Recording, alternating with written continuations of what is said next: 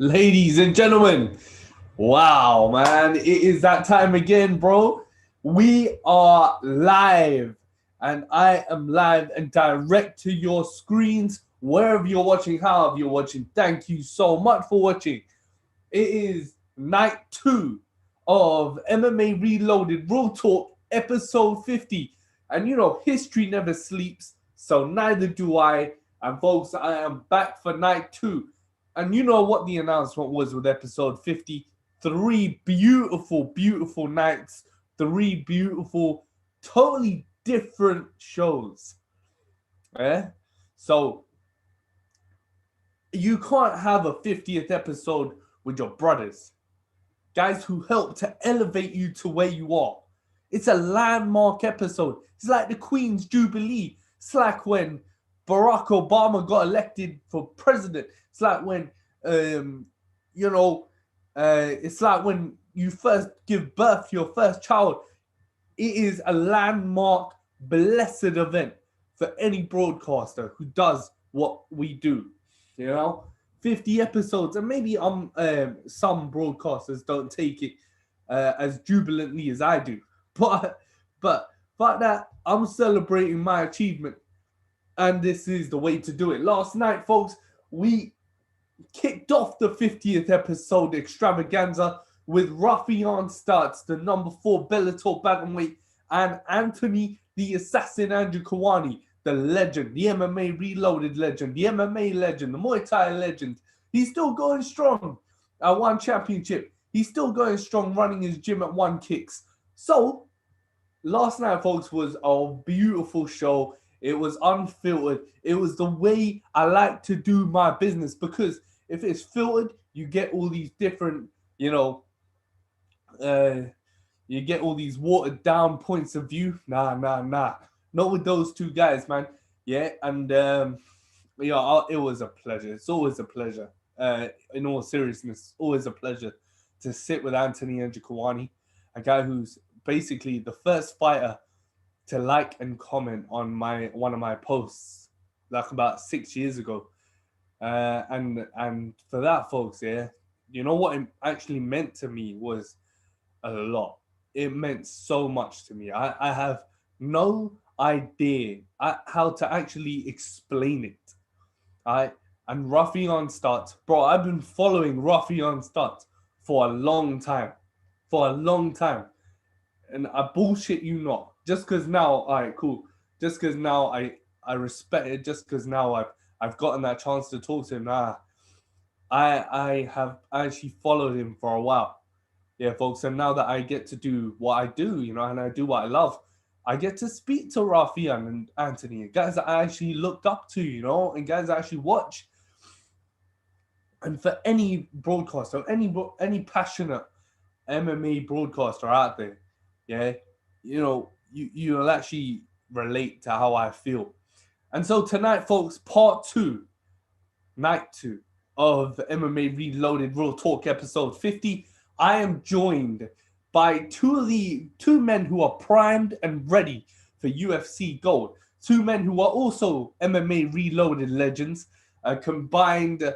Let's have a look now. A combined 7 times they've been on the show. One of them has been there 4 times. The other one's been there 3. So, folks, and they've been on landmark episodes. Episode 30 was my first guest. Was on episode 30. He was also my second ever guest on MMA Reloaded Raw Talk. He is current UFC flyweight. He has become one of my actually good friends. A guy I can just have a conversation with on DM without publicizing it. A guy I can actually talk to as a friend, as a brother, and he knows me, and he actually asks about me, which is what brothers do, which is what friends do, you ask about each other, you take that, into consideration, you sort of, lift each other up and talk, and it all spanned from that second episode that I had with this man. Yeah, he has actually become a good friend of mine, folks. Jerome, the Renegade Rivera, and my other guy. The other guy on the show, folks, is a 3-time MMA Reloaded Raw Talk show veteran. and he is one of the coolest guys outside the cage, but one of the hardest hitters inside the cage, and you could see that from his last fight against Philip Rowe. Man, I love watching him fight. I love speaking to him even more, man. Gifted Gabriel Green. And Gabe is another one of my brothers, man. I can just speak to him and just say, what's up? And he'll say, what's up? And we'll have a laugh or, make a joke or something, And this is what I'm trying to get along, This is why I do what I do. Because I do what I love, I don't look at these fighters as guests, just guests of my show, and then toss them around to the next page. I love to keep in touch with them. I love to make friends with them. I love to, be with them. I love to, just talk to them. And I've even arranged to meet up with and go down to meet Jerome Rivera, and meet Anthony Angiacawani and go down there and meet Gabriel Green. I would love to, and folks, tonight, part 2, it's a very special night because it is the night after episode UFC 261, where Kamaru Usman proved to not only Jorge Masvidal, but he proved to 15,000 fans in attendance and millions watching at home that he is, without a doubt, probably the best welterweight champion of the modern era. Yeah, so Matt Hughes was probably the greatest welterweight champion of that golden era. Yeah, and then you had, George St. Pierre, who is the greatest welterweight probably of all time in any generation. And then you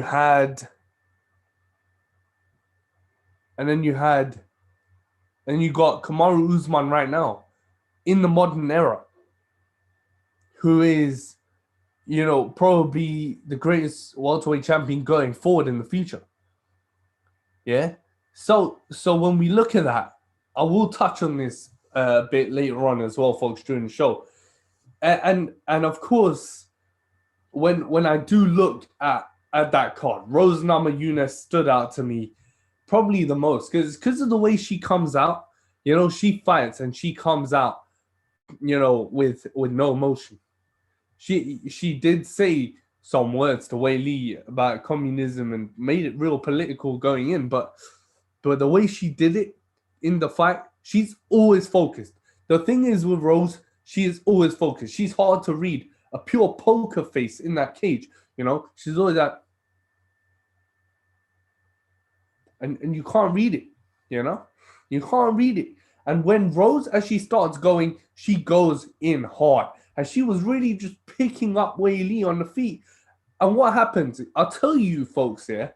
I'll tell you. And we saw this early on with Jeff Molina against Iori Gilang. Is that patience is a virtue. And patience is a very precious commodity in mixed martial arts. And I'll tell you that now. And we saw it with Anthony Lionheart Smith, and that finish as well. And patience is a very, very, very valuable commodity. I'll tell you why. It's because, bro, if you're patient, it's easier for you to read your opponent. If your opponent is throwing and you know that they're just going to load up with big shots, and I'm not saying Jeff Molina didn't get caught with big shots or Anthony Smith didn't get caught with a big shot or, Wei Li didn't have her moments. I'm just saying that if you're patient, and you're able to weather that storm, you don't really cave under pressure, yeah, you're more likely to win. Because if you do what, you've been training to do, and you follow that game plan, you listen to your coach, you're like, cool, I'm not feeling the pressure, I'm going to go out there and I'm going to do business. That is how it's supposed to be done. Yeah. And we saw it with Jeff Molina. Jeff Molina weathered the powerful storm of Iori Gilang. He weathered that pressure. His hands, folks, are beautiful. He reminds me of Adrian Yanez. He reminds me of, well, his own style. He's got his own style where his combinations are just sweet, like his flow. They just go like this, like water. Yeah. And I think that is magnificent. It is absolutely magnificent. That performance. And with Anthony Lionheart Smith, folks, what I'm gonna do is I'm gonna do a real analysis, real time, so you can actually see what happened. And I'm gonna do that with Uriah Hall versus Chris Weidman. To be honest, it was actually very, very beautiful to see Chris Weidman back in the octagon after a long time, and I've been waiting for that. So for it to end in 17 seconds, and us really not knowing what the hell's really gonna happen in that fight, and that happens after Weidman had that experience with Anderson Silva already in their rematch. You kind of get that feeling that those leg kicks, I'll tell you how Uriah Hall blocked that kick. So when you're throwing the kick here, folks, and I'm just gonna do the particulars first, yeah? So stay tuned, right?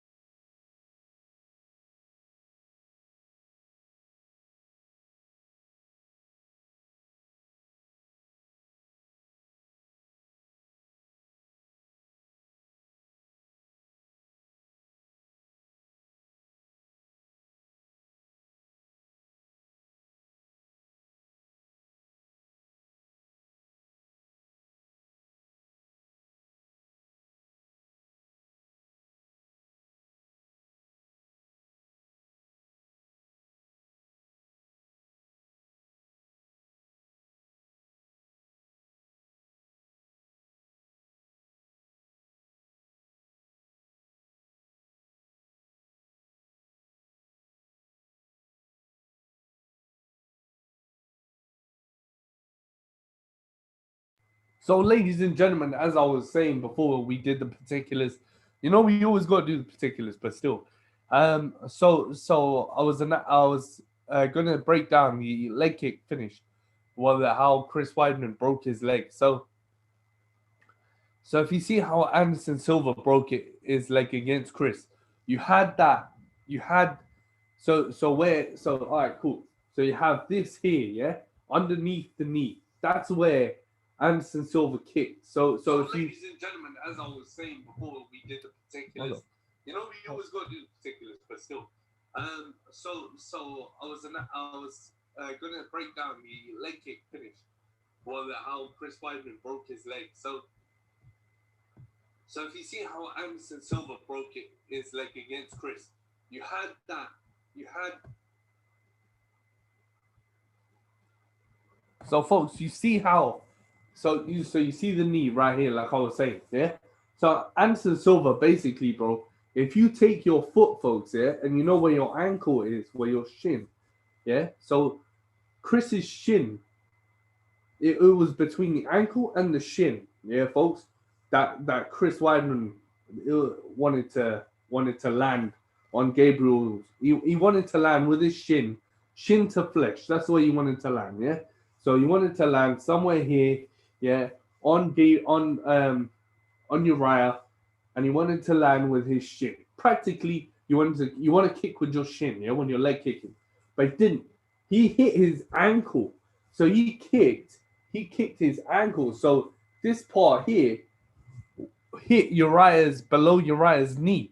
So what Uriah did, yeah, folks, and I think he was reading it the whole time, is that he put his foot forward. So he put his leg forward like this, and he tensed it. Yeah, folks, he tensed his leg. If you look at his stance, he's putting his leg forward, his lead leg. He's putting it forward like this, and he's bending it. So when Chris is kicking him, yeah, that tensed leg is solid. It's like kicking a tree. It's like kicking a building, bro. It's like kicking a building. So when Chris kicked his leg, and that leg was all tensed up and ready to check, yeah, that's where Chris fucked it up. You know, Uriah was reading it the whole time. And with Anthony Smith, what happened, yeah, with Jim Crute? And it's pretty much the opposite. Smith landed a perfect leg kick. Perfect. To the calf. All right. And what Jim Crute did was he was stumbling. He was stumbling at the back. All right. He stumbled. So when he stumbled, it was a totally different it was a totally different look because he was stumbling and he landed hard on his left foot. Yeah. So when he landed on his left foot hard, that was it, man. That was it. So, folks, Gabriel Green is ready to join us, and we are going to wait for Jerome, the Renegade Rivera, to also join up, folks. So I will let them in together. Yeah.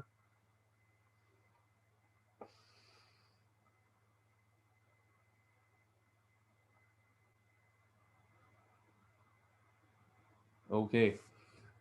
So folks, I will let them in together, Gabriel and Jerome Rivera, folks, and we are gonna bang out 50th episode, night 2 of the 50th episode of MMA Reloaded Raw Talk, and I'll break this down right there with them too. I've got you in there.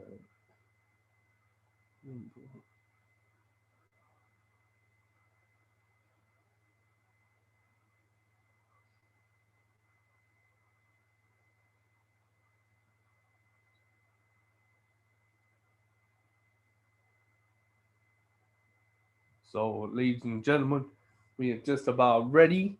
We're just about waiting for Jerome Renegade Rivera and gifted Gabriel Green to both pull up in the show. Damn. There he is. Yes, man. What's going on, Gabe? What's up, man? What's up? What's up, man? Thank you, bro, for being a part of history. So how we're gonna do this right now? Yeah, is we're gonna wait for Jerome Rivera to come through as well. It's gonna be a triple threat. Yeah, bro. So we're gonna get that shit going. Hopefully in the next now, bro, when he comes through. So bro, now, man, how's it going at the at the bubble, bro, at the PFL bubble? Shit, boy. It's I'm slowly going crazy. That's it. I'm yeah. I try to face the team. That's it. Just trying my best. Trying my best. Damn, man. And you're with Brent Cooper, man. He was an alternate in the season as well, bro. So what are you training him? Do you guys still train every day? Like Yeah, I mean we do something every day. We take off on Sundays, let our body heal up a little bit. Well, I mean we're dialing down now because the fight's on make weight Thursday, fights on Thursday. He's gonna make weight on Wednesday, fight on Thursday. So next couple of days just getting sweats in, nothing crazy. All the hard stuff's over. I mean, he's ready. We're just waiting. Just waiting to see what's up. Yeah, man, he's a man. So bro, we're gonna see what's up right here, and we're gonna see if Jerome ready to come through. Come on, man. What the fuck, bro? Now, Gabe, Rose Namajunas, bro. Yesterday, last night, Wow, bro, that kick. bro, Oh, fucking the kick, bro. Damn, son. The fucking that high kick was fucking mad, boy. it was beautiful. Mad. It was mad, son. How did you see that fight playing out though, bro? Did you see it playing out the way it played out? Like Rose I mean, was. I was rooting for her. You know, I really was rooting for her. Yeah, I didn't know. I really didn't know if she was gonna win though. I really wanted her to. Yeah. I actually thought that champ was gonna stay the champ. Like, Wow. But I wanted Rose. I like Rose a lot. I wanted Rose to win. So when it happened, I was like super happy. I was like, yeah, Rose, she's dope. she's tight, bro. Trust me. She's got this like poker face thing going on. You know what I mean, boy? She doesn't show like anybody what she's thinking, you know. And she went in there, man, like a savage. Now, Jerome's ready to come through, bro. We're gonna get this triple threat shit going right now, man. Let's do this. So yeah, man. So I'm talking about. Yo, Renegade. What's up, Arjun? Can you hear me, bro? Yeah, bro. Your screen is like on the side, bro, like this. Do I need to flip it? Yeah. All right, let's see. I'm having some difficulties with my stand. That's cool. That's cool. Yeah, that's it, bro. So let me just make the formal introductions right now. So Gabriel Green, the gifted one, that is Jerome, the Renegade Rivera. Gabe is also UFC welterweight currently, and Jerome is a UFC flyweight. I don't know if you guys are familiar with each other, but yeah, man. So let me just introduce you guys to the fans, so the fans get to know who I am talking to right now, man. So, ladies and gentlemen, fighting first out of the red corner, yeah, fighting out of Downey, California, and introducing first. Yeah, man. He is currently trapped in the PFL bubble in New Jersey right now. Yeah, and I see his boy on the bed as well. That shit must be reckless, man. He is 1-1 in the UFC. Took his debut against Daniel Rodriguez on 4 days' notice, if I'm not wrong. Gifted Gabriel Green. And in the blue corner, fighting out Santa Fe, New Mexico, he is my brother. He is fighting July the 10th, man. Big ass stage at UFC 264. Jerome, the Renegade Rivera, making his 5th UFC appearance, man. That shit's going quick, Jerome, man. Fuck. Right. So brothers, welcome. Yeah, this is the 50th show, Extravaganza. Yeah, and I want to start off with something real close. So last night, UFC 261. Yeah, and Jerome, I don't know if you caught the show, bro. Gabe, I know you caught it. You spoiled the Rose Namajunas fight for me, bro. It was just too epic. I'm sorry. So I wanna just break down first the leg kick the Chris Weidman finished. The Chris Weidman broke his leg on Uriah Hall when he leg kick him. You know, it's kind of a repeat from his Anderson Silva rematch. But I wanna just break that down. Yeah, and I want to get both of your guys' opinions on how you think that actually went down technically. So Gabe, we'll start with you, bro. So if you see how Uriah Hall's leg was forward, he put his leg forward, he bent his knee, so and I think he like tensed his muscle up, so it's like kicking a tree. Yeah, bro. And so where Chris Weidman kicked under that knee, is that what harm and what benefits could that do, bro? If it does land sweetly, Yeah, what benefits could that have to the guy throwing the shot? Oh, like, I mean, that's like gonna hit. That's gonna hit. If it lands right, it hits that meaty part of the calf, and that's like, that the shit hurts. It nerve shuts down. You won't be able to walk on it if it lands super super flush. If it doesn't even land super flush, you land like 3 of them, you can't walk on it no more. It's a really good kick to throw. It's just that when someone checks it properly, well, shit like that happens where leg breaks. Yeah, it's just super ironic that it happened, the opposite way, almost opposite way. Anderson Silva threw an inside instead, but yeah, and it was like 8 years ago last week. So it was just the timing of it is the crazy part. Yeah, man. And Jerome, did you catch the fight too, brother? Yeah, I got to check it out too. What did you think, man? Do you agree with Gabe? Is what is your opinion on throwing that kick to just below the knee? And do you think that if Weidman did throw a lower kick, like calf kick, or just below that calf, yeah, but do you think that would have been the better option? Yeah, I think just like Gabe said, it's kind of like a game of inches, and if it would have been just a little bit more to the outside, if he'd had a little bit more of an angle, then he would have probably caught a pretty nice kick on Uriah Hall. But it was just he landed it just on a bad spot. I mean, look at the first fight of the night, Jimmy Crute, when he caught his leg kick that Anthony Smith got it, he hit the angle perfectly. But if he would have been maybe to the left a couple of steps, it might have been a different story, and he could have had a similar injury. So, yeah, I think it's a great kick when it lands, but it's just something that you really got to set up with hands first, too. I think Weidman kind of threw a naked kick, and Uriah Hall was just kind of waiting for that. So, yeah, and let's talk about the Anthony Smith finish. So, if you actually look at the kick, it was perfect calf kick. And where I think Jim Crute fucked up was he lost his balance as soon as Lionheart threw the kick. His balance was off, yeah, and his left foot, when he tried to move, I think his left foot gave away. Yeah, that kick took it out from under, yeah. And, so that's one of the most craziest finishes I've ever seen.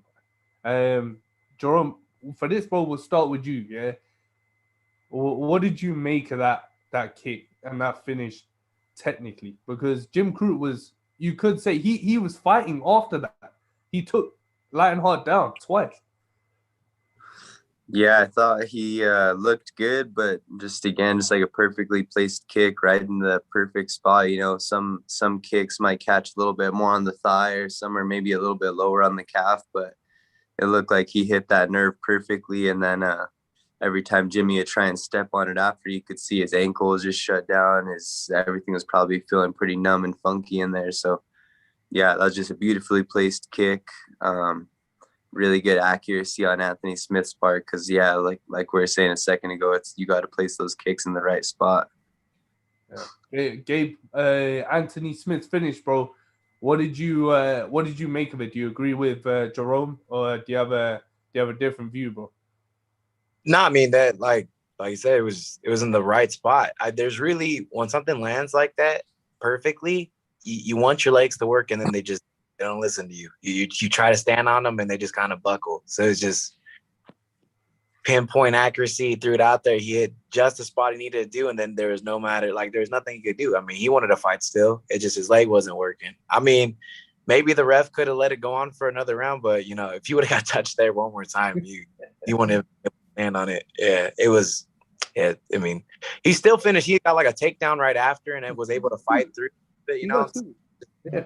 Toughness that Crute's got, but yeah, I mean, he would have been fighting on one leg, and then so I mean, he could have went out there and just like crawled out there and then like shot or something, but it's good this time. No.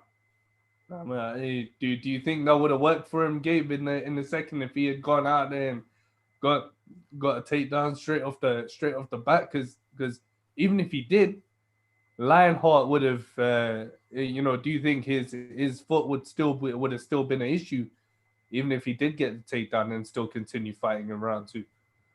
No, yeah, that wouldn't have it wouldn't have went away. It's probably it's probably going to be hurting for like a week. Like when you get it right, it sucks. And then that's if he took no more damage to that leg at all. I mean, yeah, it was pretty much over.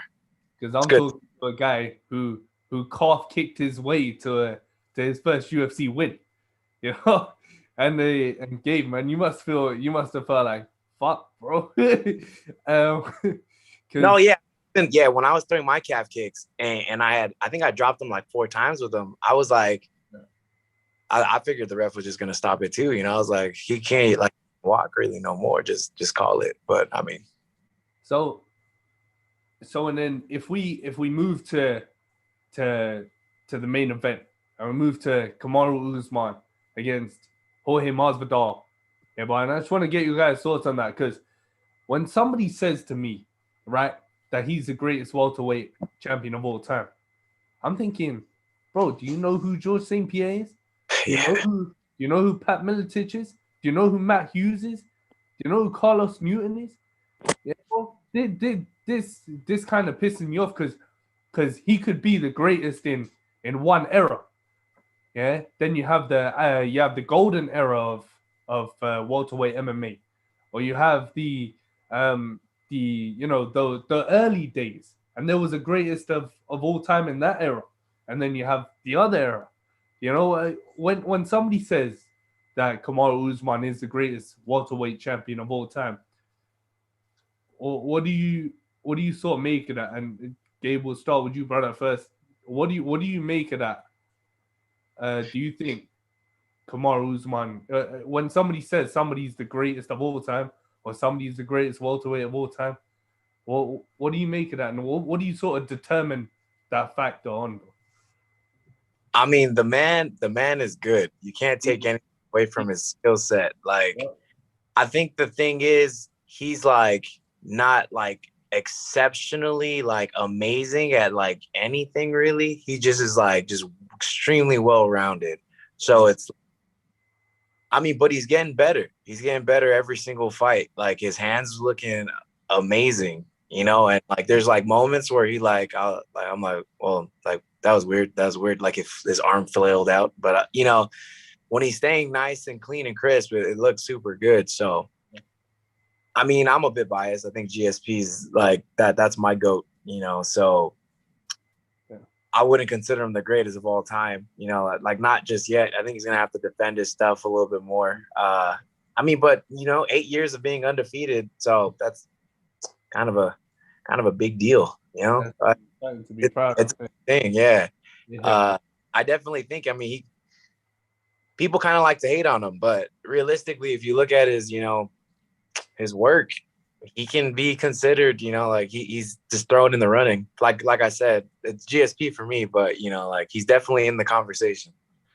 And Jerome, bro, when somebody says that, same question for you, bro. When somebody says that, this guy's the greatest of all time, that guy's the greatest champion of all time, or in his division, that division, what do you think? Because there's obviously someone before him and someone before him, who may have been better than he is. What are your thoughts, man?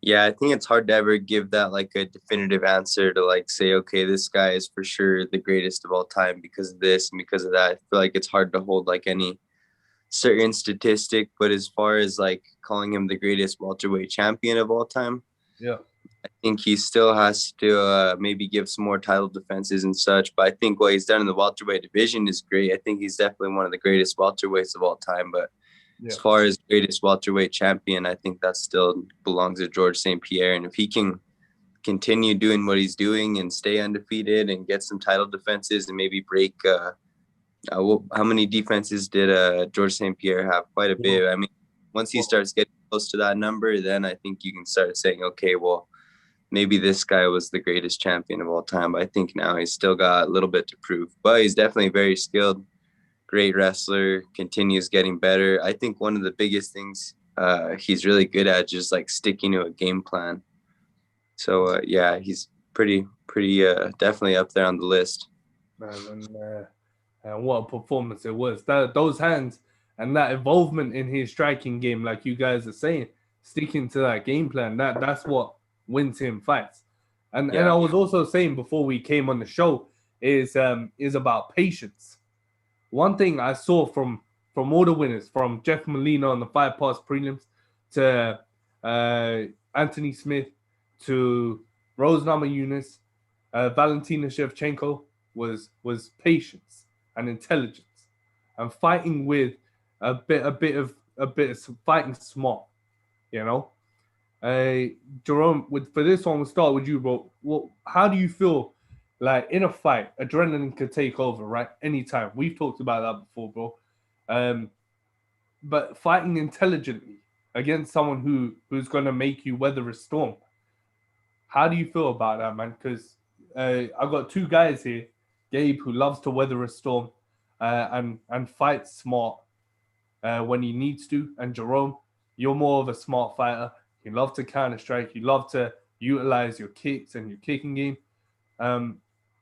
So fighting intelligently against weathering a storm. What does the intelligent fighter have to do to make his game plan, come out on top? Yeah, I think like that's a very very important skill that you gain, or that you start realizing you have to gain once you get to the highest level like we're competing at right now. You know, like you said, like it's easy to go out there and just get in like this big crazy fight and just fall into the chaos and just start swinging away, but it's hard to be able to go in there with like that laser focus and say, okay, you know, I'm not going to get into that crazy fight. There's going to be moments and glimpses where I know when he comes in where I got to swing really fast and get out, or, you know, you might have to engage that a few times, but to be able to just completely disconnect your emotions and just stay focused and say, okay, even when I get hit, this is what I'm going to keep doing. I'm going to stick to this game plan. I think that's something that requires experience, and it takes me a couple wins and losses. But yeah, I think that's something that the veteran, skilled, high-level martial artist, that's a skill that they got to acquire at some point. I think it's very important. And Gabe, bro, because we've talked about this before too with your stylistically, and from your fight against Philip Rowe, is that your style was based around putting pressure on, being the longer guy, yeah. How do you feel adapting that style to different fights? Do you sort of carry that mindset in your game plan the whole time, as well, bro? Yeah, I mean, like pressure's my game, you know, like just staying on their bumper, making them feel uncomfortable. But I mean, you can do that without being reckless about it. You can, you know, just stay right there and keep them working, keep them like, you know, with all your feints and everything. Not doing it so just, you know, carelessly. Because I mean, sometimes it used to happen to me more where like someone would actually, you know, they'd land on me and I'd be like, oh man, I got to hit you now because you hit me. And then, you know, like you just start coming forward. You don't use your head movement so much anymore and you just try to hit them. But like you said, you know, like everyone's pretty good at the promotion that we're fighting in right now, you know? So careless like that. You have to like be like, okay, he got me. That's fine. I got, you know, another, you know, we're in here for 15 minutes. I'm gonna get them back in a second. You know, like it's no rush, because when you're trying to rush and force things, then you get caught, and that's, you know, definitely something you don't want to do. I do thrive in that chaos though. Like, you know, in the middle of exchanges, it's my favorite part of the fight game when we're standing like right there where he can hit me and I can hit him, and I'm just betting on my ability to, you know, make it through the storm for sure. The pressure, and then my my cardio and all that stuff, just being able to keep the fight going longer than he can keep the fight going, and then finally, you know, as he weathers down, you know, pick it up even more. So let's give an example to that for both of you guys. So for you, Gabe, Daniel Rodriguez was probably your best example of that. Even though you took the fight on 4 days' notice, yeah, but you went in there and you sort of, you know, you were comfortable straight off the bat, man. Those exchanges were crazy. You know, did you sort of say, all right, fuck this, yeah, the adrenaline's gonna come at me and it's gonna take over straight off, man. So yeah. When I fought D-Rod, it was 4 days notice, but it was also like 2 years off the couch. So I hadn't trained, I hadn't seen my coach in forever, and there was zero game plan. It was pretty much all like, that's it. All right, I'm gonna go fight. Yeah, let's just have fun when I'm out there. And yeah, that one was like, I didn't even know what I was doing. I'm going out there and like, there's like I did some stuff that was right, but I really didn't even, I was just out there just trying my best. Like, all right, I'm gonna go hit him. I'm gonna go hit him. I'm gonna go hit him again. And then I'm gonna try to make him miss, but then I'm gonna hit him again. Like that was it. The game plan was hit him. There wasn't much thinking towards that fight whatsoever. There's nothing really to get ready. I mean, because what am I gonna learn in like 4 days that and I was so rusty too. It's like, how much could we even polish up in 4 days? The key to that fight was just like, the whole thing was just like, hey, I kind of know how to fight. I'm a decent fighter, so just go out there and have fun. And I mean, that's what I did. I wasn't able to get it. I had him on his toes a couple times. I think it was super smart for him to hit that takedown at the end, because if not, there's a good chance that I would have caught him, especially at the end of the couple last exchanges. But took the L. It is what it is. So it was fun. It was fun to watch, man. Jerome, for you, bro, the example would be Francisco Figueiredo. So the reason why I give that example is because you put him on the back foot the whole time, to the point where the only weapon he had was the body lock takedown. And if you look at the stats, you should have won that fight. So when I really give you that example, Jerome, yeah, how did you feel, man? And what was your sort of, him being the champ's brother? What was your thought on going into that fight and weathering his storm in the first 2 rounds? He blew his wad. Yeah, I think for me in that fight, that's a good example of just inexperience. I think I was going and I just wanted to put my foot on the gas pedal the whole time. And I think there's a way, like Gabe was saying, like you can put your foot on the gas pedal and you could still stay focused and still kind of look for what your opponent's doing and look for counters and such. And the kind of way that I fought that fight is I just kind of had like tunnel vision on what I was doing. I wasn't reading him. I wasn't looking for counters. I just knew in my head, okay, I'm going to go forward.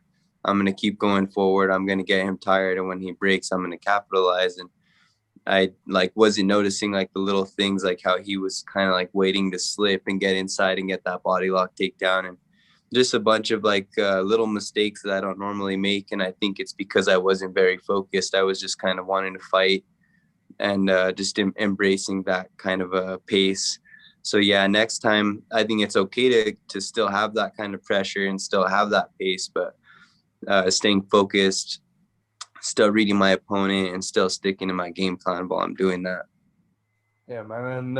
And speaking of where you're at currently, both of you, Gabe, right now you're at the PFL bubble, bro, and I want to get your both guys' opinion on that, because Jerome, I don't know if you saw the first PFL event, bro. It was a real banger, and Gabe, you were there live for the event, so I just want to get both of your guys' opinion on PFL. And Gabe, what experience? How was your experience first, bro, being there live at PFL?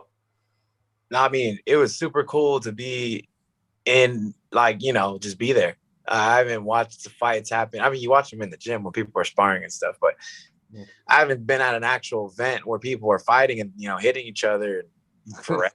So, I mean, it was cool to just be like that. And it was just us. Like, there's probably like 30 people in the audience. And it was like, but just that energy alone was pretty amazing to be a part of, man. Like, yeah, like these fights that just happened yesterday, I got super hyped just watching them because of all the, crowd going stuff. I can't wait to fight in front of a crowd again. It's just different. Yeah, man. And Jerome, you're gonna be fighting in front of a crowd, bro. At UFC 264. Fuck knows how many people are gonna be in attendance for that one, brother. But how are you feeling, man? And competing on that stage, headlined by Conor McGregor and Dustin Poirier. Super excited to have the crowd back again. Like Gabe said, like I was watching the fights last night and I see the crowd there and it was getting me excited. I'm like, dang, that's pretty cool. Like now you like get to kind of cherish that feeling and see how special it is to have the crowd there. Cause it was cool not having a crowd. I'm glad I got to experience that and do that. But you know, and if I had to do it, I would do it again. But I think it's cool that we get the crowd there. I've never fought in front of that many people before. I think the biggest crowd I fought in front of was like 2,000. So I think it's going to feel like that real UFC experience now, have the whole crowd there and just kind of mentally preparing myself for that too. Cause it's a big difference between coming out. When we were in Abu Dhabi, they had like a small little bubble, but I could barely even see the audience. It wasn't that many people. So yeah, it's going to be cool to walk in, and I'm probably going to be one of the first fights on the card. So I'm sure it's not going to be packed or anything quite yet, but just having a crowd is going to be pretty cool. I wouldn't be surprised, you know, because at the Fight Pass prelims, the seats were full, bro. Oh really? Yeah, man, the seats were full, and you know, I wanted to get both of you guys' opinion on PFL as a promotion. And the fact that it's bringing something new to the fans and to the fighters in terms of incentive and pay, and the fact that, you know, you get more, and the whole playoff and regular season, the layout, and you get 6 points for a finish. And you know, Jerome, I want to get your thoughts on that first, bro, because of course you're not there.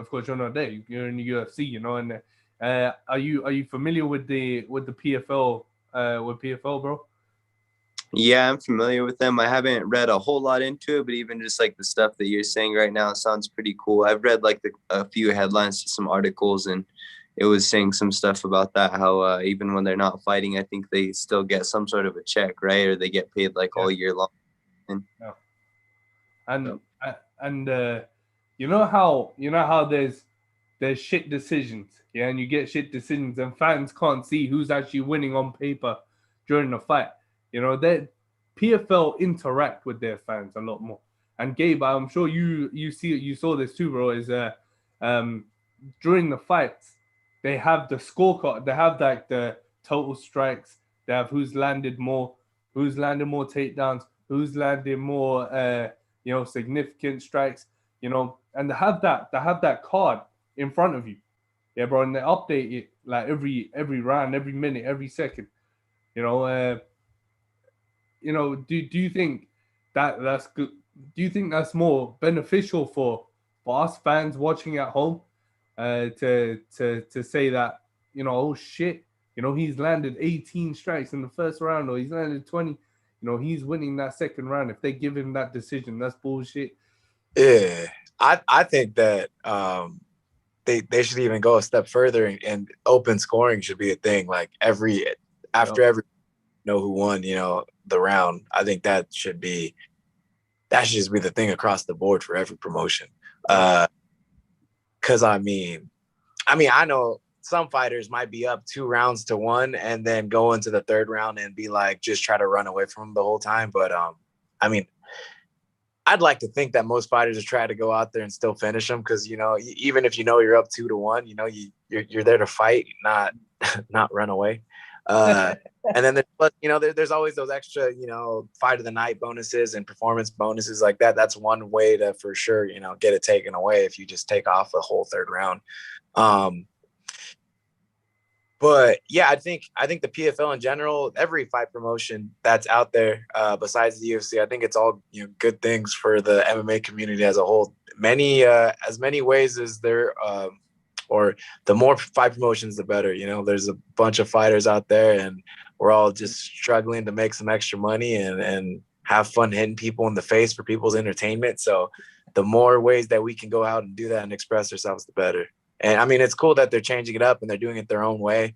I'm a fan for any take on it. as long as they provide an avenue for fighters like me to go out there and just make some money and just put all the hard work we do in the gym out on display. I'm super big fan of it. And I think the $1 million at the end of so Jerome, at the end of each Grand Prix, at the end of each tournament, bro, at the end of each season, whoever the champ is gets $1 million. Yeah, bro, as a prize. Yeah, prize money. And basically, with all this drama, all the fiasco going on about fighter pay. Yeah, bro. And is this justified? Is that justified? Would you pay John Jones 50, 60 mil? All that stuff. Does that sort of, and getting paid $1 mil, yeah, bro, at the end of each season, after you fight and become the champ, how does that motivate fighters? How does that sort of light a fire in your ass? Jerome, we'll start with you with this, bro. If you were fighting PFL and you got $1 million and you became champ, how would that light a fire in your ass going in, knowing that if you win this tournament, if you win the belt, you'll get $1 million? Yeah, I think just that right there in itself, just knowing that it's probably going to be the biggest payday of your life for a lot of people. So that gives you that little bit of extra drive, and just knowing that there's potential for those kind of incentives, since it sounds like it's a great promotion to be in. And but yeah, if I was in PFL and I wasn't the champ and I was just some random dude coming from getting paid $500 to fight and $500 to win, and then potentially getting signed to these dudes where they say, okay, well, you fight really good, you win 3-4 fights, then you can fight for the title and potentially get $1 million. That's a lot of incentive right there. Just thinking, going from getting paid 500 and 500 or 1,000 to 1,000, that's what a lot of these guys get on the regional scene, like, to potentially be able to go and make $1 million, even though to guys like I don't know, to some of these boxers or the really high paid fighters like John Jones, $1 million doesn't seem like a lot, but for guys that are lower down on the food chain, $1 million is some life-changing money. So that's enough incentive for me. Gabe, so say put yourself in the same bubble, my bro. If you were PFL and you were fighting, yeah, how would that motivate you, man? Knowing that that's your ticket at the end. That's $1 million, man. That's that's a lot of money. Don't get me wrong. I'm going out there. I'm trying to win. I'm trying to money every single time. But I've never had $1 million offered to me, so I can only imagine how much it motivate me. I didn't come into the sport because I wanted to make a bunch of money. It's a cool little side thing, but I'm trying to leave my mark on the world and just with my skills and all that stuff. But yeah, if someone's like, hey, by the way, you also get $1 million, I might do it a couple extra push-ups in between, my rounds or something, like a little extra umph. But knowing what we know now about fighters' pay, and stuff, do you sort of respect PFL for doing that for the fighters at the end of the seasons, bro? Yeah, that it's cool because no matter what, you're in the tournament, you're getting paid, your fights and everything, and then to know that no matter, like, if I was in the tournament right now, to know that at the very end I got my $1 million guaranteed, that's a couple. It'd be a couple fights in. Where I'm at right now, I'm probably not going to be getting $1 million fight in my next couple fights. So, it's definitely there. I definitely have the chance to make it to there, but that is pretty cool that right off the bat that it's offered to you, Definitely, man. And I guess that's what it's all about, right? It's climbing the ladder. It's all about earning that spot, And I want to get your thoughts on something else. So, and we're gonna relate it to pay, and I'm gonna relate it to John Jones. Right? I'll talk about that guy. Yeah, because I haven't got your guys' two opinions on John Jones. Gabe, I think we talked about it, I think, before, and Jerome even I've talked about it with you as well, bro. But I want to get you guys' opinions on recent events where John Jones is demanding 30 to 50 mil to fight Francis Ngannou for the UFC heavyweight championship. Do you think that claim is justified? Knowing that he just wants the dough that he feels he's deserved. Do you think that claim is justified? And Jerome, we'll start with you with this, brother. Do you think the claim is justified for John Jones? I think in some ways it is. I think it's hard when you have a guy like Conor McGregor that was getting paid pretty much whatever he asks for. And like John Jones said in his claim, like whenever Conor McGregor is asking for more money, it's just like, it's Conor McGregor. And then when John Jones starts asking for a bigger payday, people saying that he's afraid to fight Francis, I think that's kind of silly. Kind of like Joe Rogan is saying on his podcast. But I think John Jones isn't necessarily in the best position to be asking for more money just because everything that's been going on in his past. But I do think that, we put our bodies through so much, and that guy's at the top of the food chain. He's done so well in the sport as far as inside the cage. I think he deserves to get paid a necessary payday and something that makes sense for everybody on all ends without getting accused of being afraid to fight Francis. So, I think he has some legitimacy to his claim. I think he deserves to get paid like he is the greatest of all time. Everybody, is he number one on the pound for pound list right now, right? He is, yeah. I think you should get paid accordingly. I don't think guys like Conor McGregor should be getting paid more than him. And I think that's kind of where it throws a loop in everything. So I don't know. Gabe, John Jones, justified, not justified, bro? I think you gotta just look at, like he fights. How much money does he really bring into the UFC? I feel like that's the thing, like if you're the person bringing in all the money, then, you should get paid a little bit more. Like it's pretty simple,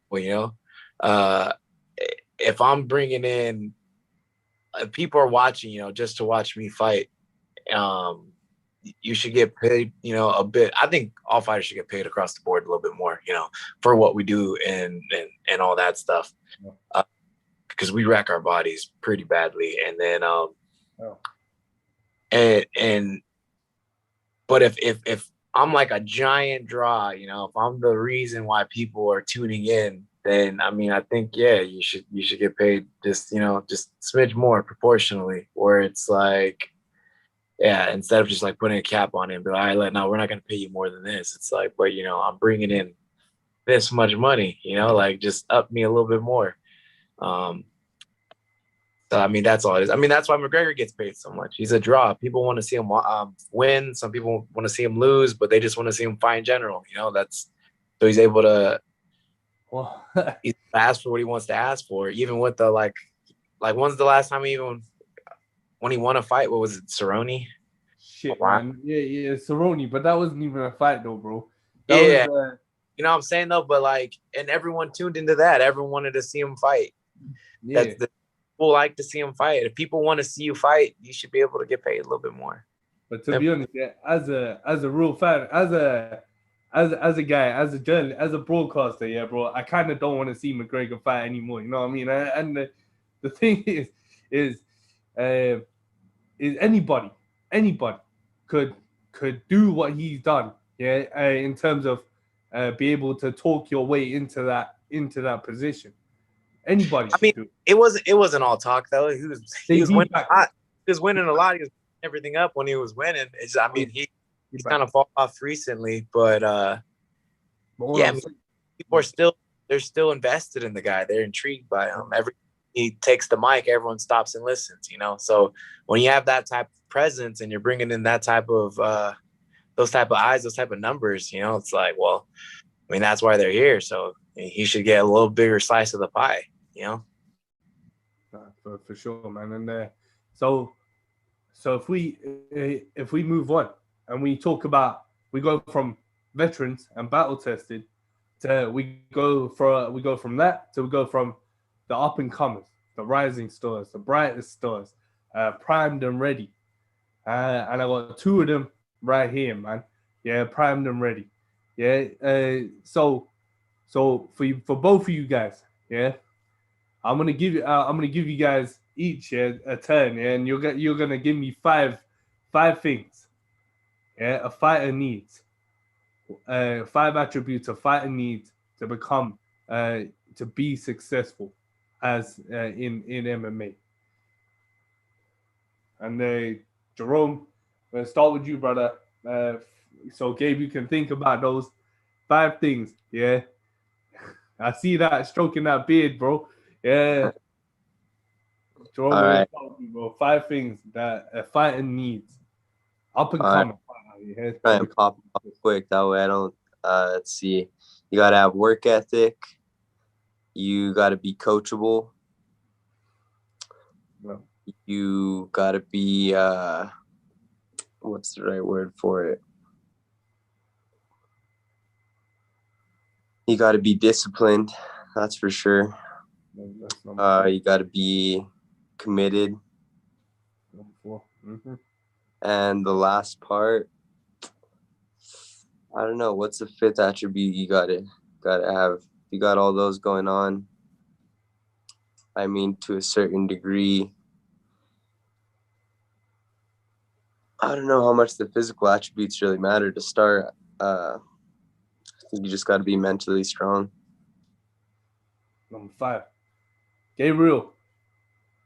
Yeah, I mean, I think he's right there. It's I think if your physical attributes definitely help, but they're not super important. You know, you can definitely get there. It definitely helps to be a little bit naturally inclined to do stuff, but it's mostly all mental stuff. Like work ethic, super important. Like you said, being coachable, super important. I don't know how else to word it, but just kind of being with it is also super important. You know, you gotta be game. Yeah. If you're in the sport and you're scared, it's just not gonna work. You know, this is and then hunger definitely goes far when in the very beginning. You know, you gotta then that's gotta extend even past to like when you're a champ. You know, you still gotta be hungry regardless. Otherwise, you start slacking and then you're not doing no more. But that's where you said discipline at the end. You know, you just gotta be bam, make sure in the preparation and in the fight being disciplined and making sure that you're staying on your P's and Q's and not making any mistakes. I think those are the 5 right there. Like, so I mean, pretty similar. Just yeah, all mental, not so much physical. I mean, having the best cardio in the world is cool, but that's not gonna help if you're too scared to throw a punch. So man, that's what they say about this game, right? 90% mental and 10% physical. So when we talk about attributes, yeah, I want to talk about commitment. Yeah, and I want to talk about how you guys started off, right? So Gabe, I'm assuming, bro, you had an amateur career, right, bro? And Jerome, you had an amateur career too, right, bro? So Yes, sir. when I talk about when I think this far back, and I know you guys are way past that shit right now, and you're climbing that ladder now in the UFC. But if we rewind the tape back, yeah, and we go yeah, and we rewind that shit back, and we say, as an amateur, was your what was your mindset as growing up in the sport? What was your mindset mentally, and what was your commitment fully there, or did it take time to build it up? And Gabe, we're gonna start with you, bro, for that one. Yeah. Not, I mean, so for me, from the very beginning, I just like completely fell in love with the sport. Getting my hand raised like the first time, and like that whole process of getting ready for the fight, and like sacrificing stuff. Like it was my first amateur fight, but I was taking it very, very, very seriously. Like I was like, nah, like this is. I'm thinking I'm gonna go fight in general. I'm gonna definitely be as prepared as I can for someone else who's preparing to beat me up too. So I was going out there, and I just like, I loved the whole experience, and it was the most fun thing I've ever had. So, or the most fun thing I've ever done. So that was like my whole amateur career. I was like, man, that was super fun. I want to do it again. Like, who's next? Who's next? Who's next? Let's do it again. Let's do it again. Let's do it again.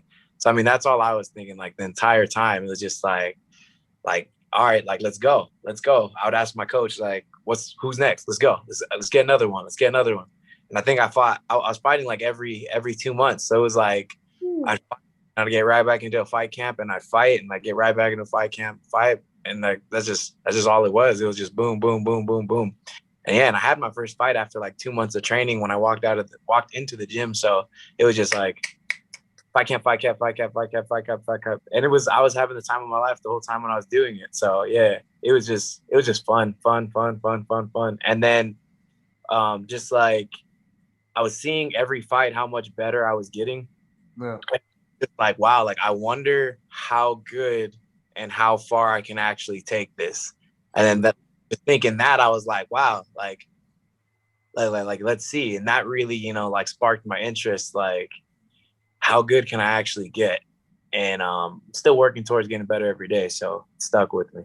So you were thinking that straight off the bat at amateur, bro, as well? Straight off the back, yeah. I was like, wow. Because, like I think the guy I fought had been training, he was training way longer than me. It was like, yeah, because I once. So like, and I beat a guy who's been training for a minute, and I was like, oh man, I beat a guy who's pretty good. Like, who's next? Like, then I beat another guy who's been training for a while, and then I beat another guy, and then I got a belt as an amateur, and then I defended my belt, and I was like, wow. And every time I'd like win, the crowd would be like, and I was like, wow, this is cool. And then like, then you go pro and the audience is even bigger. And then you start fighting in other organizations and the crowd's bigger and bigger. And you're like, just that feeling when you walk out. It's like, yeah, definitely got hooked. Like a drug. Might be an addict. He ain't talking about putting shit in a needle, folks, and sticking it in his ass. He's talking about fight. That's what he's talking about.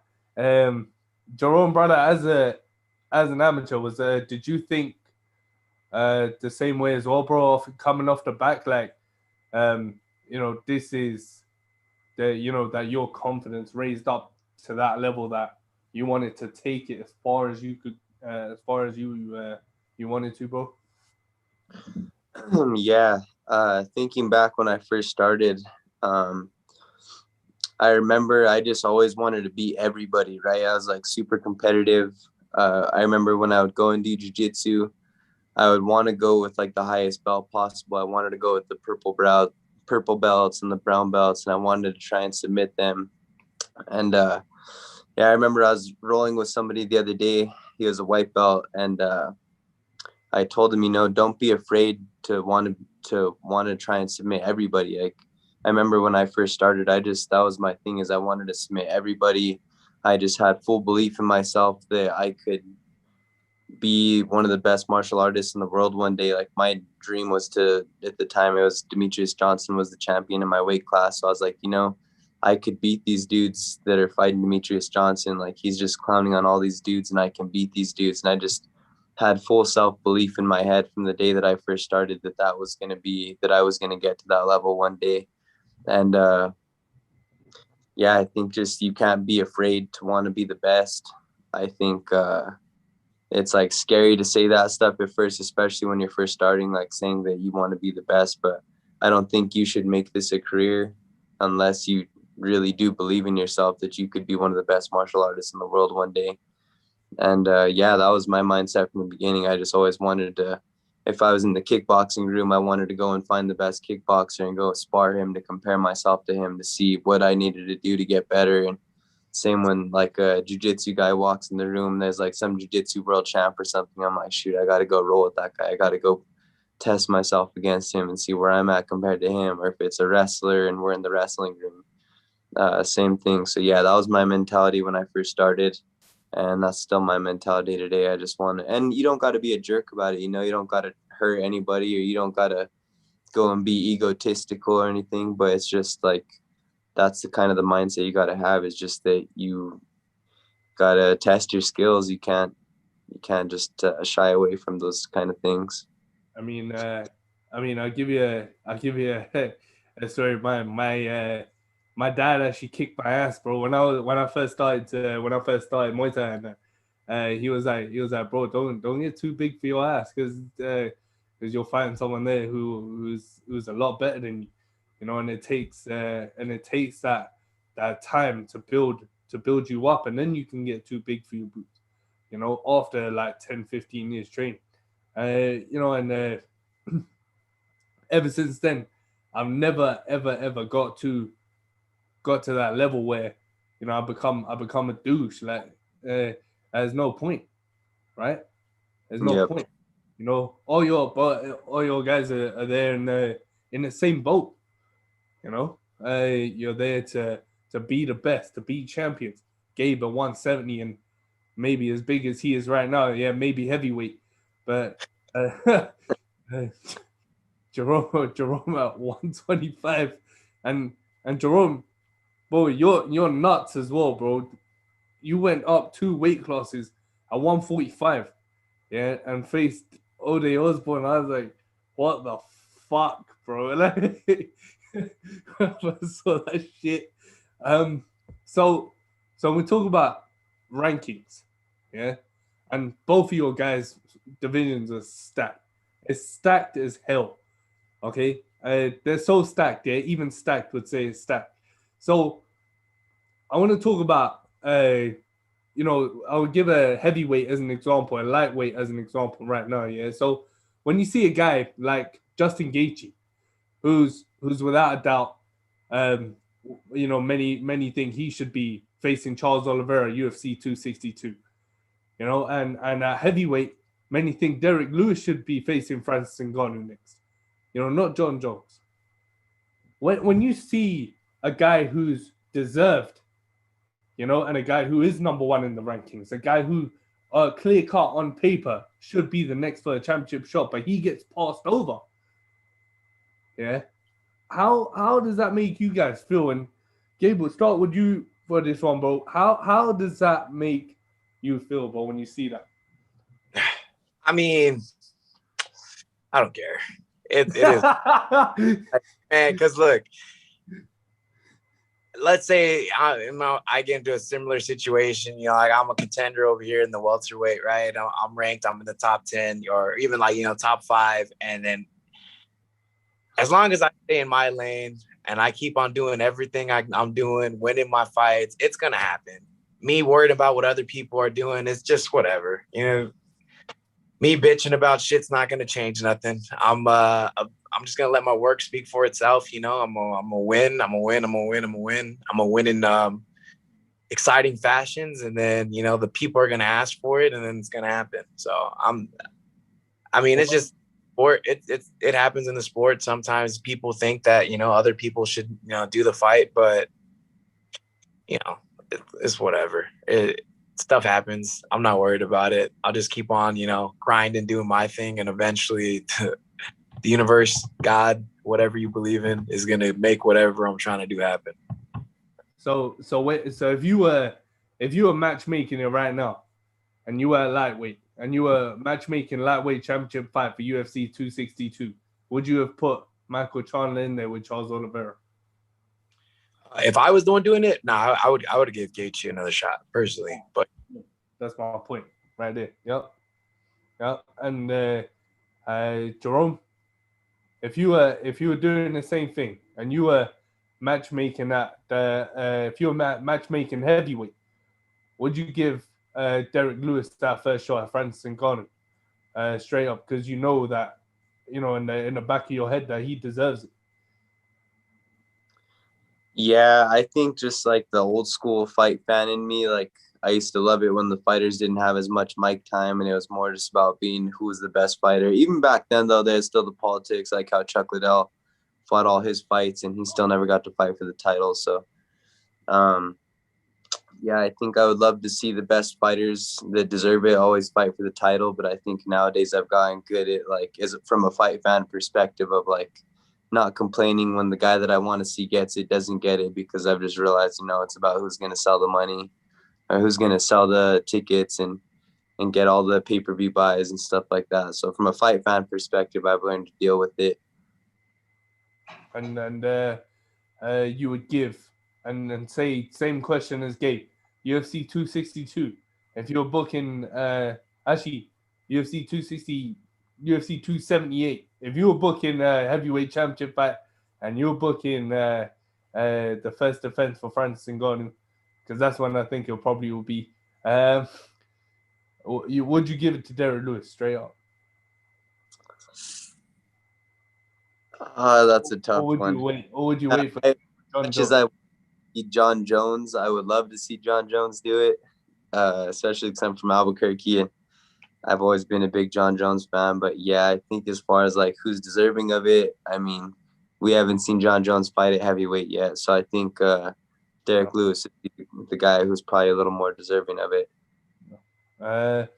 Okay, so up next here, guys, I want to talk about the having a corner and having a team. Yeah.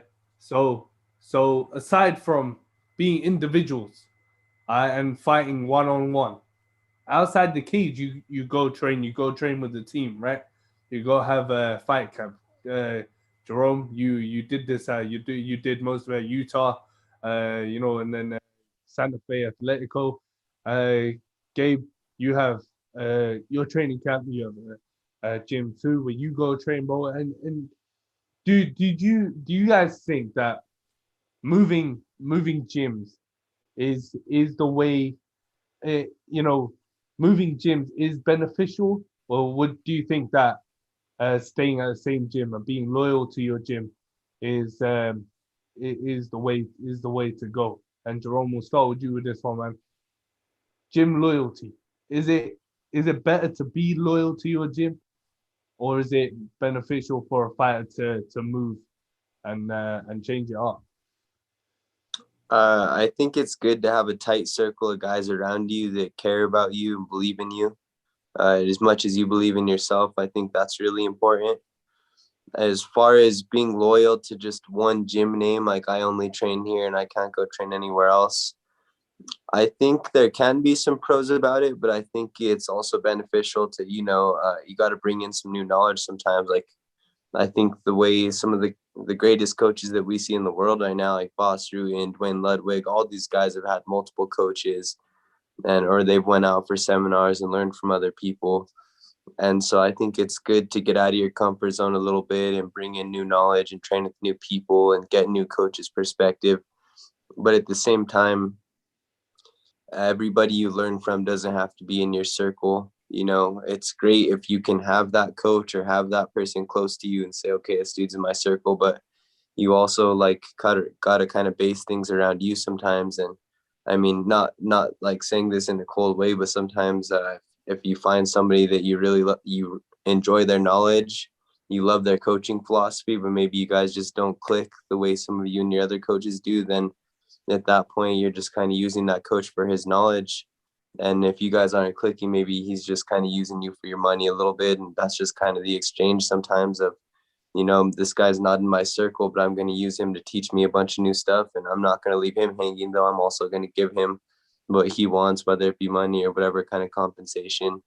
And so, yeah, I think it's always just good to base everything. I mean, the way it's going nowadays, everybody's just kind of building their camps around themselves. And I think there's no problem with that. I think it's good for coaches to be open-minded to letting their students go and do that kind of stuff. And Gabe, same question to you, brother. Gym loyalty. Yeah, I mean, I'm like my coach is dope. He is completely open to me training any, like he's like, by all means, go learn cool shit.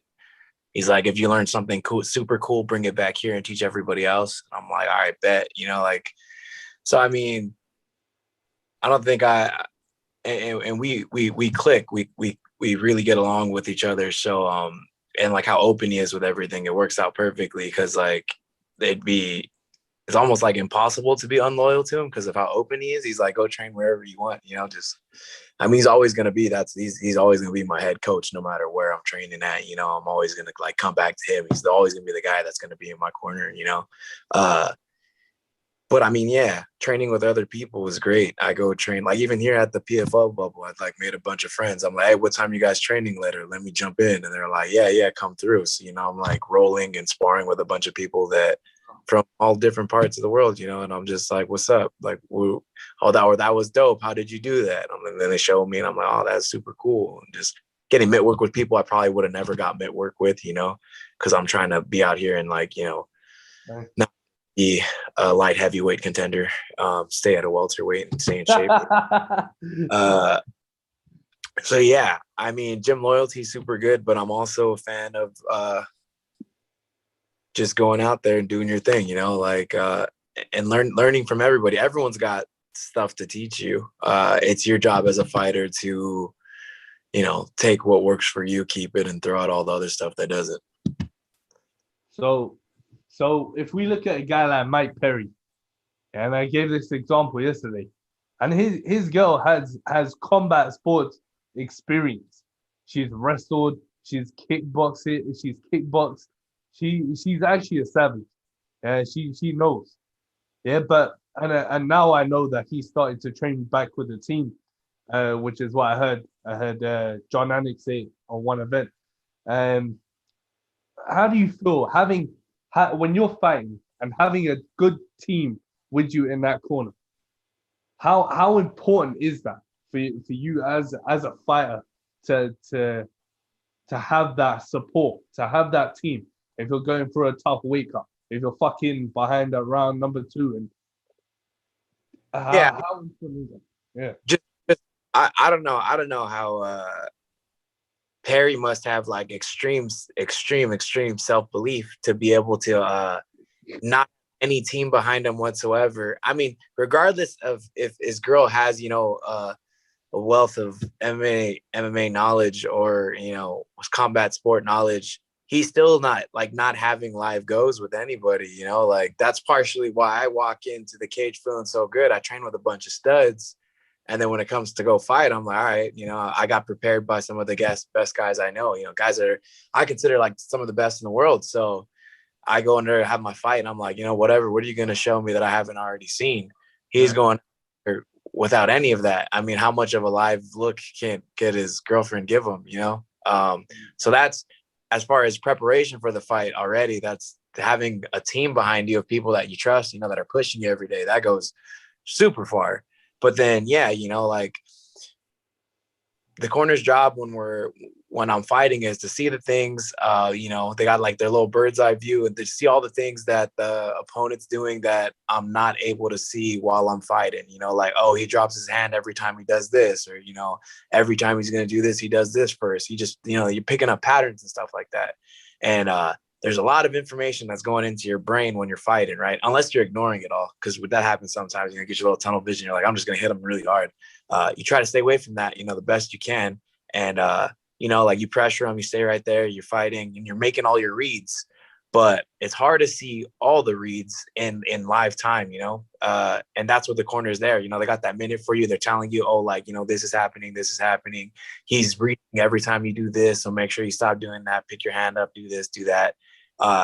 So, having people you trust in your corner to make those reads that you're missing are, super important too. So that's a big part of, trusting those people that you have in your corner, because, they're there to help you for sure, Yeah. And Jerome, for you, bro, it's been Josh Montoya, who's been your main guy, your main corner man. How important is it for you, man, to have him there with you, throughout your fights? Because obviously having the same guy in your corner, having your head coach, it's easier for him to understand you, for him to understand, all right, cool, Jerome's down or Gabe's down at fucking round 3 or round 4, yeah, and I know this is what he has to do, yeah, because he did it in camp, or he did this. How important is it for you, Jerome, to have Josh Montoya there in your corner, man? I'm very fortunate to have specifically Josh in my corner. But just having a presence like that is so important. But yeah, me having Josh, I've had Josh. He's been with me since literally day one when I first stepped on the mats. So like you said, he knows the way I'm looking, like mentally or physically. And if I come back to that stool and something seems off or I seem unmotivated, and usually that's not the case. Usually he's having to calm me down a little bit, but he brings a different perspective. Like Gabe said, he can see the things that I'm not seeing. And just like I said, I'm very fortunate to have known him for so long, because when I am there in the cage, it doesn't matter how loud the arena is or how many people are there. I can always kind of distinguish that voice when I am fighting and we need to make those adjustments in the midst of a round. I've been able to hear him pretty well. So we're going to put that to the test now on the July 10th card, because that's going to be the biggest crowd we ever fought in front of. But I'm still confident that I'm just confident in my team that I have around me. You know, like Gabe was saying, like I couldn't imagine walking out there without somebody that I like. Me and Josh, actually, when we fought that O'Day fight, it was just me and Josh. We didn't bring anybody else with us. It's just me and him. But I have a special kind of bond with him, you know. Perry, just with having his girlfriend there and just completely not having training partners and stuff for that camp. I couldn't imagine that kind of feeling. You got to be a different kind of guy to be able to go out and do that. But yeah, I'm just very fortunate to have people around me that believe in me like I believe in myself. And it's like really cliche, but like they say, you know, if you want to be an eagle, you got to surround yourself with eagles and fly with other eagles. And that's very true. Hell yeah, man. So guys, I wanted to sort of wrap it up for the last couple questions. That I wanted to talk about styles. I want to talk about how how guys are using more, how our fighters are using more grappling based styles now to control fights round by round. Um, and you kind of see a lot of fighters incorporate that style into their game. And Gabe, for this one, we'll start with you, man. For you, man, if you're on the mat, yeah, and you're down and you're on your ass, you're on your back, yeah, but how important, first of all, is it for a fighter to stay calm in those situations, to stay composed? Because if you start spazzing out, bro, that's all over for your ass. Yeah, no, staying calm is cool, calm, collected. That's the key in the entire fight. You know, I mean, you gotta explode, you gotta try to get up, you're gonna have to try to make things work, but you definitely don't want to do it in a spazzy action for sure, because then you get reckless, you get caught, you get hurt, and then that could be the fight right there. So you got to stay cool, calm, collected the whole time. That's super important. Yeah, man. Jerome, how important is it to stay calm, to stay composed? Because you come from a jiu-jitsu base. So how important is that, man, to stay composed in those situations? Yeah, super important. You gotta remember, like in that Figueiredo fight, I was on my back and I just kind of went back to my jiu-jitsu roots for a minute. I'm like, okay, I'm just gonna stay and fight off my back, and I completely lost sight of my game plan. So you do gotta stay focused, and you can't get spazzy and just start fighting. You kind of still gotta take a breath and remind yourself, like, okay, what was my game plan? Am I supposed to be here on my back playing jiu-jitsu, or am I supposed to get up? So yeah, you got to stay calm. You got to remember what you're doing, and then just be conscious of every decision you make, because trying to stand up after getting taken down, that's where a lot of people get finished. Maybe rear naked chokes, maybe guillotines. So got to be cautious while you're making that way, trying to get back to the feet. Yeah, man. Straight up, bro. And I think if you're on the feet and you come from a striking base, how hard is it to adapt your overall game and incorporate that grappling aspect into your style, man? I think it's possible. I think, like, look at Shevchenko last night. She does a beautiful job of it, where it's crazy to see the way the sport's evolving. Like, you're seeing all these strikers starting to get so good at their control on top. Like Piotr Jan has been looking really sharp, Shevchenko, and then you see some of these grapplers that now are starting to get the striking, like Usman. So, I mean, just the level that things are at right now is crazy. And I can imagine 10 years from now, it's going to be even crazy. And Gabe, bro, if you're a grappler, I'm gonna ask you the opposite question. If you're a grappler and you come from a grappling base, how hard is it to incorporate the striking into your game to well round yourself out as a mixed martial artist? Yeah, I mean, it's going to be difficult at first, but like you just, like Jerome just said, you have to, you can't just be out there and be, like Askren tried to do it. Askren made it pretty far just being kind of like a supreme grappler. And then you got, knee face and almost died basically. But I mean, yeah, look at Usman, like his striking's getting better every fight. And then, I mean, there are guys out there who are like one-trick ponies, but you can't stay at the top of the top if you're going to be a one-trick pony. You got to constantly evolve. It's MMA for a reason. You got to mix things up. You can't be just a striker. You got to have those feints. You got to touch the leg, come up top. That's what's going to do all the openings for you. I mean, there are people out there just like really, really good at what they're good at.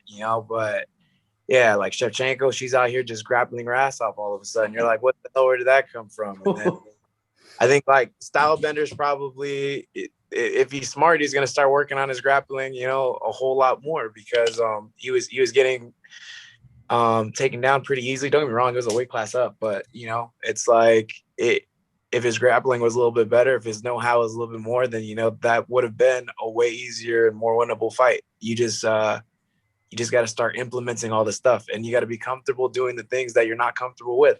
It's the only way you're going to get better, and you need better because everyone else is getting better too. So otherwise you can get passed up, and and not up.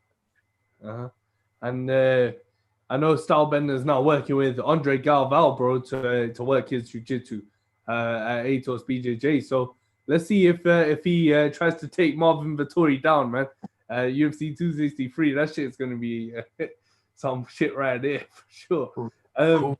Man, who knows? So I just want an answer from both of you for this one.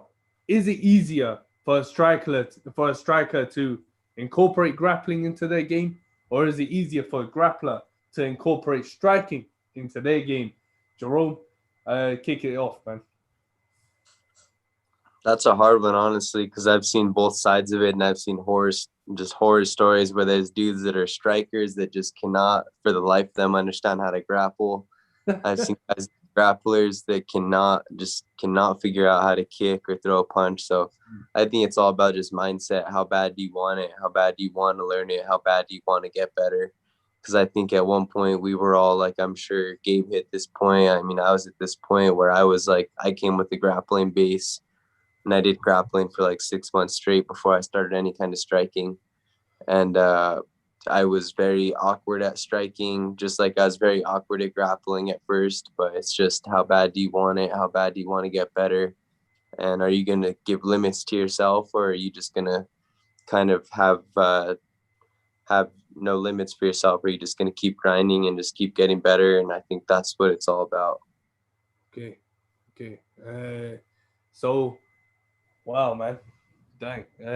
So my brothers, to wrap it up, yeah, I'm gonna do a rapid fire for you guys here. So I'm gonna give a question with two choices. I'm gonna give both of you guys you guys both got to pick one choice, yeah. So I'm gonna kick it off. John Jones or Israel Adesanya? Jerome? John Jones. Gabe? Same. I'm going Jones. All right, number two. If you guys had to choose a walkout song, what would it be? Gabe? I'm gonna go X Gonna Give It To You. I walked out to it last time, but my man's just passed, so do it again. Man. R.I.P. L. Simmons, man. Jerome, bro, if you're gonna choose the Renegade by Alex Cloud, yeah, that's it. I gotta go with my boy Alex Cloud, the Renegade. People So, so Gabe, he actually had a theme song written about him by this Santa Fe rapper, but it's the bomb, man. That's next up, man. I need someone to go make something about me. So, all right, cool. Number 3, the Contender Series or the Ultimate Fighter, Gabe. I like the Ultimate Fighter a little bit more. Contender's cool, but I like the Ultimate Fighter. Jerome. Yeah, Contender Series is cool. I loved it, but I wasn't quite as drawn into it as I was Ultimate Fighter. So, got to go with Ultimate Fighter. Man, you just don't get that way, you know? So, man, I can picture Jerome in the Ultimate Fighter house throwing bottles and hose pipe and stuff. To say from a fighter point of view, I'd much rather get on to Contender Series though than the Ultimate. Hey, screw that.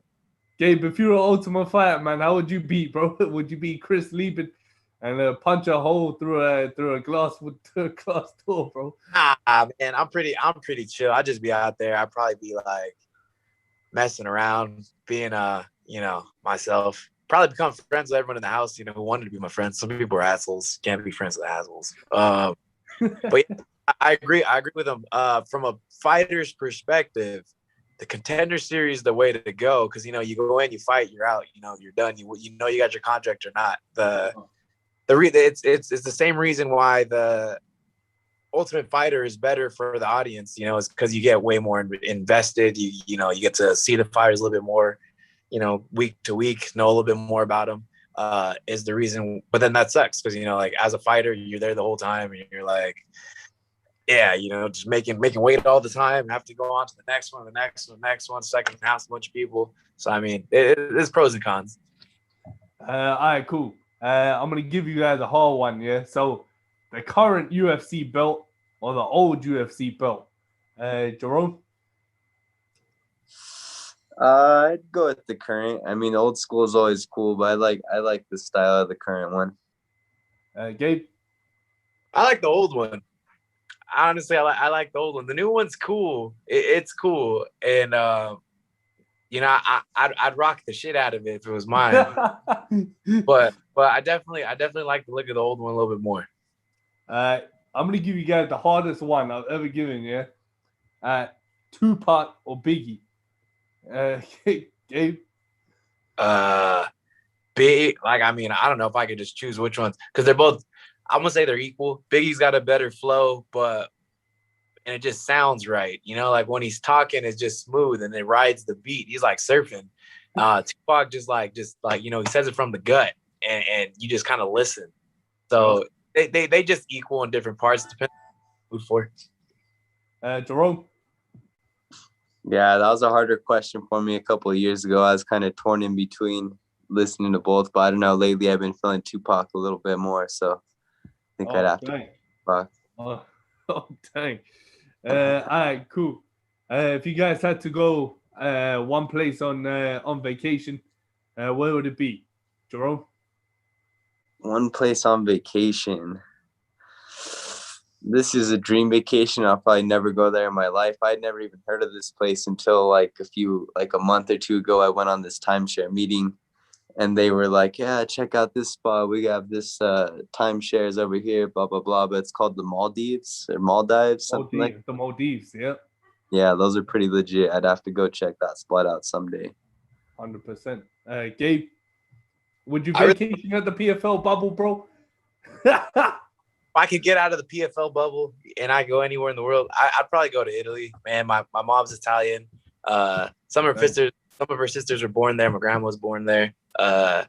Yeah, go connect with the homeland a little bit. Never been. Hopefully I can eventually.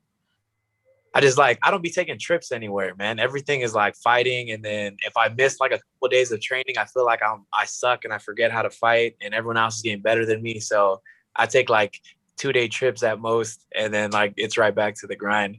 I think I'm like, yeah, kind of crazy about the whole thing. So if I go to Italy for an extended amount of time, it's got to be where people are training MMA. Otherwise I'm gonna go crazy. All right, cool. If you guys had to pick one legend to fight, Who would it be? Any past, present? Who would it be? Jerome? DJ Demetrius Johnson all day. Damn, man. Gabe? Yeah, I'm going GSP. I can going- see that one. Gabriel Green's gonna bring GSP out of retirement. Let's go. That'd be That'll be fucking awesome, man. Nah, guys, honestly, in all due respect and on the level, I want to thank both of you. Man. Thank you so much for coming on the show, chopping it up. Damn, it was fun. Nah, man, thank you so much, guys. Man, we fucking made history. 50 episodes. Thank you so much, guys, man. You guys have been a big part of it. Jerome, this is your fifth time, and Gabe, this is your fourth time. Nah, man, thank you so much, guys. Nah, man, Yeah. Thank you for having me, dude. Happy to be here. Proud of you, man. 50 episodes is a big thing. Keep doing your thing. And Thanks, keep on. man. I'll come on whenever I can. I know you will, man. Jerome, brother, thank you, bro. man. That's freaking awesome. Congrats to you. I was looking on the comments the other day when you first tagged us in this, and I'm like, dang, you got a star-studded lineup there. You got Johnny Munoz on there. You got Hafean Stotts. I might have botched your name. I'm sorry if I did, bro. You got, me and Gabe Green. You're putting in that work, bro. Keep doing it up. Man, thank you, man. And obviously, I'll be commentating on a British MMA event as well, man. August the 21st. So, man, I'm glad to start a new journey as well. Man, thank you so much, guys. And obviously, man, you guys are going to be my number one call, man. If I need to chop it up again. Yes, sir. Thank you so much, man. And Gabe, have fun at the PFL bubble, bro. Try my best. Jerome, good luck, bro, with training camp heading into July 10th, bro. And hopefully we can talk before or after the fight, man. Thank you so much, brother. Yes, sir. We'll have to chat before then. Thank you for your time, bro. Gabe, nice to meet you. Nice to meet you, man.